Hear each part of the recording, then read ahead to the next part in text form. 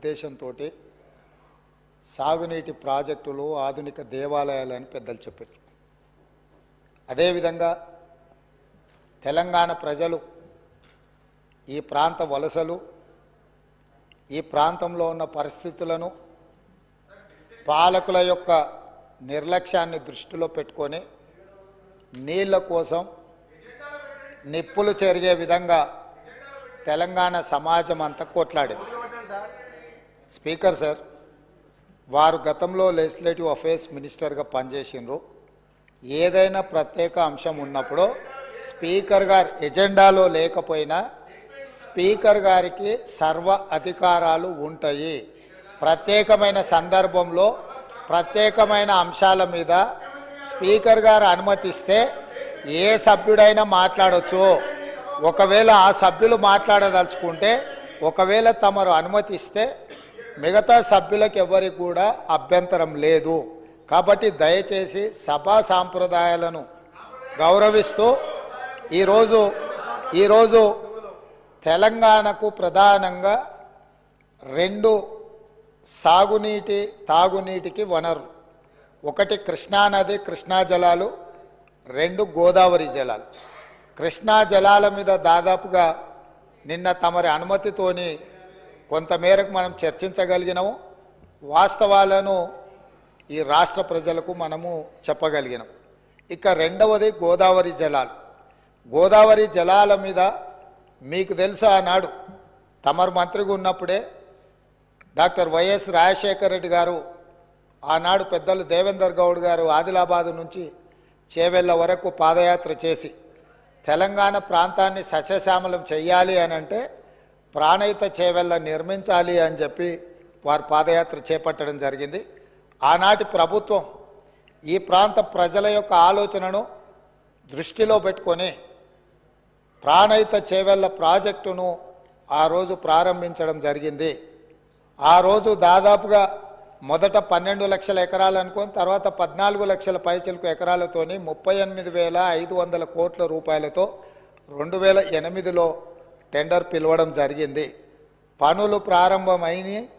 అదేవిధంగా ప్రాణహిత చేవెళ్లకు డాక్టర్ బాబాసాహెబ్ అంబేద్కర్ గారి పేరు పెద్దలు వెంకటస్వామి గారి సూచనతో ఆ రోజు వారు విజ్ఞప్తి చేస్తే ఆనాడు ప్రాణహిత చేవెళ్ల పేరు డాక్టర్ బాబాసాహెబ్ అంబేద్కర్ గారి పేరు జోడించి పెద్దలు వెంకటస్వామి గారి సూచన మేరకు ఆ ప్రాజెక్టును పనులు ప్రారంభించారు. తెలంగాణ రాష్ట్రం వచ్చే వరకు ప్రాణహిత చేవెళ్ల పనులు ప్రారంభించి చేవెళ్లలో మీకు తెలుసు 1,000 కోట్ల రూపాయల పనులు జరిగినాయి. ప్రభుత్వం వచ్చిన తెలంగాణ రాష్ట్రం వచ్చి ప్రభుత్వం మారినాక కొంతకాలానికి అధికారంలో ఉన్న వాళ్లకు రీడిజైనింగ్ అనే ఒక బ్రహ్మ పదార్థాన్ని కనిపెట్టారు.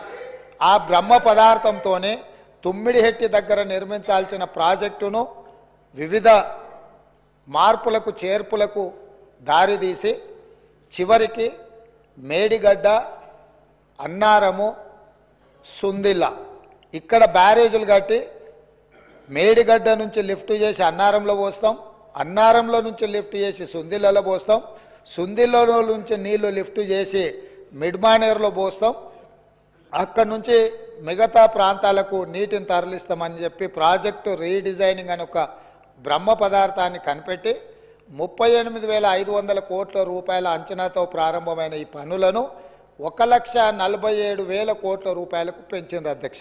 అది కూడా పూర్తి డీటెయిల్ ప్రాజెక్ట్ రిపోర్ట్ ఉందా అంటే అది కూడా లేదు.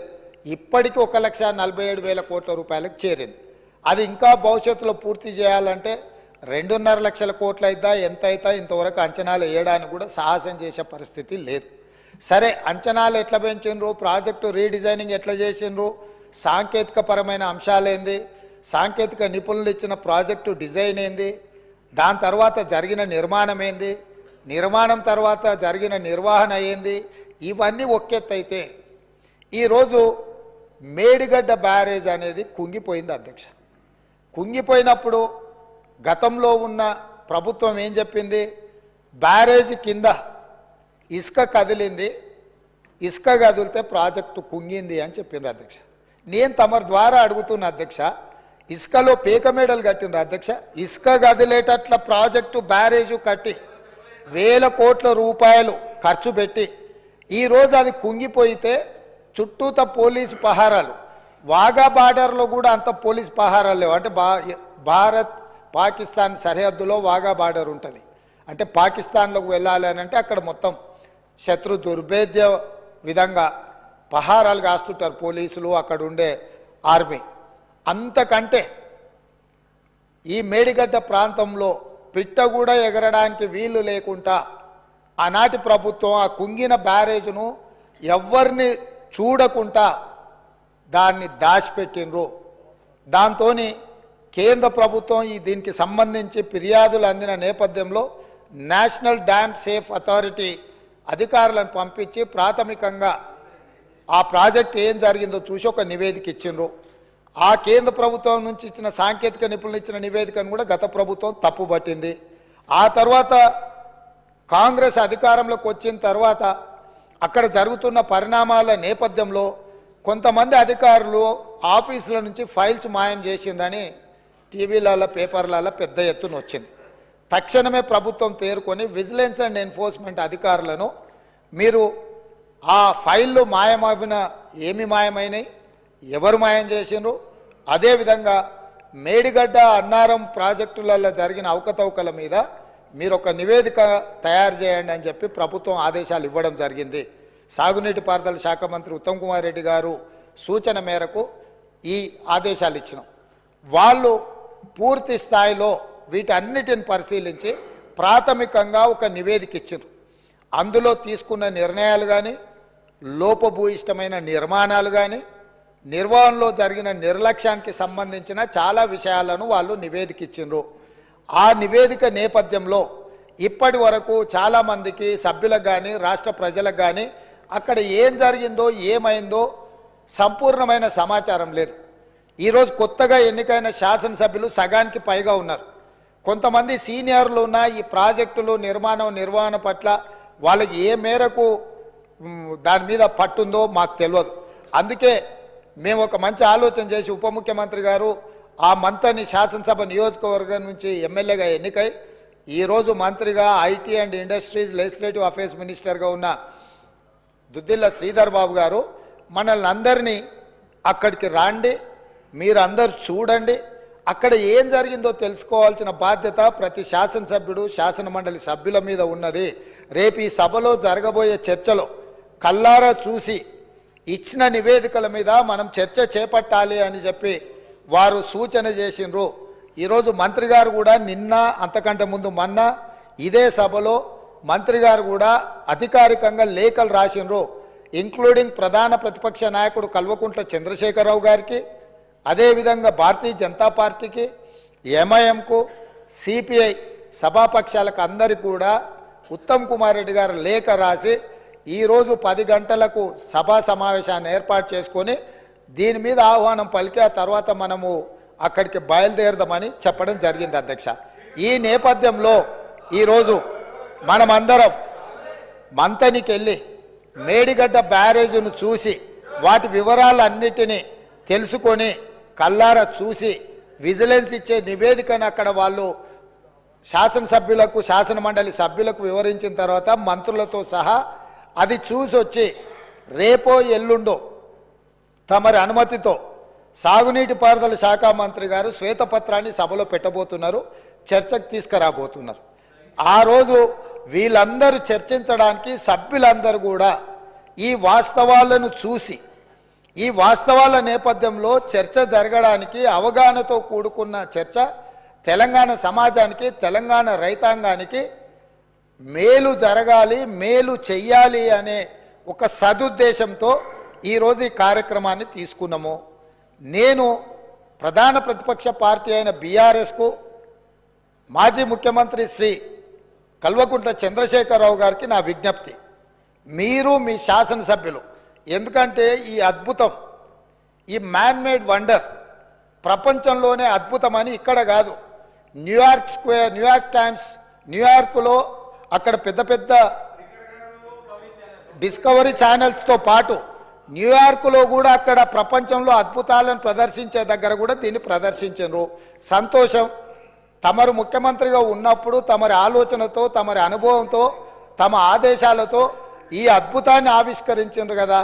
ఈరోజు ఈ అద్భుతాన్ని తెలంగాణ ప్రజలు ఎన్నుకున్న శాసనసభ్యులు శాసన మండలి సభ్యులకు చూపించేటప్పుడు వారే ముందుండి వారే ఏ విధంగా ఈ అద్భుతాన్ని సృష్టించినరో, దానికోసం వారు ఎంత శ్రమ పడ్డారో, ఎన్ని రాత్రులు నిద్ర లేకుండా వారు గడిపినరో, వారి అనుభవాలను అన్నిటిని కూడా అక్కడ అందరికీ వివరించి చెప్తే తెలంగాణ సమాజానికి అంతా కూడా ఈ అద్భుతం అదేంది మన అక్కడ ఉన్నది కదా, మన ఏందన్న ప్రేమకు ప్రతీక ఉంటుంది చూడు, తాజ్మహల్ అంత అద్భుతాన్ని అక్కడ ఆవిష్కరించింది కాబట్టి కల్లారా చూసి మేము చూస్తే మా చెవులకు అందరికీ విందుగా వారు చెప్పడానికి అవకాశం ఉంది. కాబట్టి ఈరోజు నేను తమరి ద్వారా మళ్ళొక్కసారి కల్వకుంట్ల చంద్రశేఖరరావు గారికి, గత సాగునీటి పారుదల శాఖ మంత్రి, తర్వాత ఆర్థిక శాఖ మంత్రి మిత్రుడు హరీష్ రావు గారికి, పెద్దలు కడియం శ్రీహరి గారు కూడా గతంలో సాగునీటి పారుదల శాఖ మంత్రిగా చేసినారు, అనుభవజ్ఞులు. తెలంగాణ సమాజంలో వారి పట్ల గౌరవం ఉన్నది. వారు నిష్పక్షపాతంగా అక్కడికి వచ్చి విశ్లేషించి తెలంగాణ సమాజానికి అక్కడ ఉన్న పరిస్థితులు, మేమేమంటున్నామంటే కాళేశ్వరం మీకు ఏటీఎంగా మారింది, మీ ఇంట్లో కనకవర్షం కురిసిందని మేము ఇక్కడ అనదలుచుకోలేదు. కాకపోతే అక్కడ ఏదైతే జరిగిందో జరిగిన వాస్తవాలను తెలంగాణ ప్రజలకు తెలుసుకునే హక్కు అధికారం లేదా అని నేను అడుగుతున్నా. ఈరోజు మన అందరము గత 4-5 రోజుల నుంచి చెప్తానే ఉన్నాం, అందరం కలిసి వెళ్దామయ్యా ఒక మంచి వాతావరణంలో కలిసి మన అందరం మెలిసి అక్కడికి వెళ్ళి చూసి తప్పు జరిగిందా జరగలేదా, తప్పు జరిగితే తప్పు జరిగిందని నిర్ధారిస్తే తప్పుకు కారణం ఎవరు, దాన్ని నిర్ధారిస్తే దానికి విధించాల్సిన శిక్ష ఏంది, ఈ సభలో చర్చించుకొని ఈ సభ ద్వారా ఒక మంచి సాంప్రదాయానికి తెరదీద్దామనేదే మా ఆలోచన. ఈరోజు మేము దానికోసమే ఆ ప్రాంత శాసనసభ్యుడు కాబట్టి గతంలో గవర్నర్ గారు ఉండే, వారి పేరు ఎందుకు కానీ వారు ఏమన్నారు, కాళేశ్వరరావు అని అన్నాడు హరీశ్వరరావు బదులు. కాళేశ్వరరావు గారిని కూడా ఈరోజు మేము అక్కడికి కాళేశ్వరం పోదామని అడుగుతున్నాము. మేము ఆహ్వానించడంలో ఉన్న తప్పేముంది అధ్యక్ష? ఇప్పుడు మేము ఒకవేళ బై రోడ్డు మేము బస్సులు పెట్టుకున్నాం అందరం కలిసిపోయినట్టు ఉంటుందని, ఒకవేళ ఏదైనా మీకు బస్సులో ఇంత దూరం ప్రయాణం చేయడానికి ఏదైనా ఉంటే ప్రభుత్వానికి అధికారికంగా హెలికాప్టర్ ఉన్నది. పెద్దలు చంద్రశేఖరరావు గారి కోసం ప్రత్యేకంగా హెలికాప్టర్ను కూడా రాష్ట్ర ప్రభుత్వము సిద్ధంగా ఉంచింది బేగంపేట ఎయిర్పోర్టులో.